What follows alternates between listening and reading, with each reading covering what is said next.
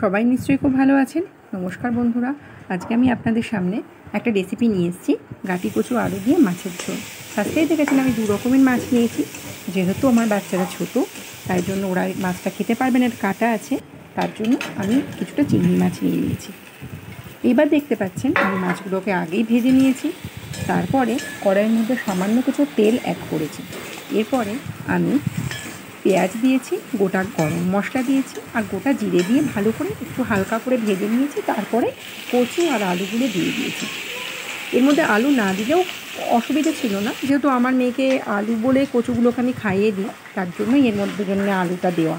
তারপরেই দেখতে পাচ্ছেন আমি এর মধ্যে 1 চামচ হলুদ গুঁড়ো, একটা বাটির মধ্যে আধা চামচ জিরের গুঁড়ো, একটু সামান্য রসুন বাটা আর আধা চামচ লঙ্কা বাটা, আধা চামচ আদা বাটা, এগুলোকে দিয়েছি। দিয়ে সামান্য জল দিয়ে এগুলো কড়াইতে দিয়ে দিয়েছি কড়াইয়ের মধ্যে। এবার কড়াইয়ের মধ্যে দিয়ে ভালো করে এটাকে কষিয়েছি। এবার কষালে তরকারির টেস্টটা কিন্তু ভালো হয়, না কষালে কিন্তু তরকারির টেস্টটা কিন্তু আসে না। যত কষানো যাবে তরকারির টেস্টটা ততই বাড়বে। এরপরে আমি 1 চামচ এর মধ্যে লবণ দিয়ে দিয়েছি। লবণ দেওয়ার পরে এটাকে অনেকক্ষণ ধরে কষিয়েছি। আমি আগেই বললাম তরকারির টেস্টটা কিন্তু কষানোর উপরেই ডিপেন্ড করে। এরপরে সামান্য আমি এর মধ্যে একটু চিনি দিয়ে দিয়েছি। চিনিটা টেস্ট একটু ভালো হয়, আপনারা চাইলে নাও দিতে পারেন, স্কিপও করতে পারেন। এরপরে আমি ঢেকে দিয়েছি। ঢেকে কষালে তরকারির টেস্টটা খুব ভালো হয়। দেখতেই পাচ্ছেন আমার তরকারিটা অনেকটাই কষানো হয়ে গেছে। আর কষালে কি মশলা থেকে যে একটা কাঁচাটে গন্ধটাও কিন্তু থাকে না। না কষানো হয়ে গেলে ওর মধ্যে যদি আমরা আগেই জল দিয়ে দিই তাহলে কিন্তু একটা কাঁচাটে গন্ধ থাকে, টেস্টটা কিন্তু ভালো লাগে না। আমার মশলা কষানো হয়ে গেছে, এরপরে আমি জল দিয়ে দিয়েছি। দেখতেই পাচ্ছেন ঝোলটাও খুব সুন্দর হয়েছে কালারটা। এর মধ্যে আমি 2টো কাঁচা লঙ্কাও অ্যাড করেছি।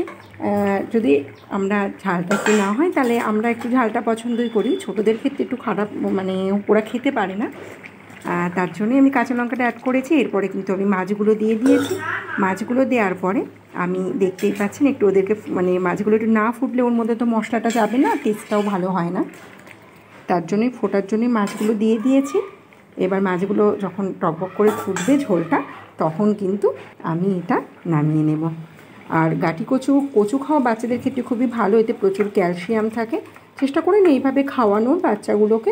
আমি আমার বাচ্চাকে এইভাবেই খাওয়াই। দেখতেই পাচ্ছেন ঝোলটা খুব ভালো হয়েছে।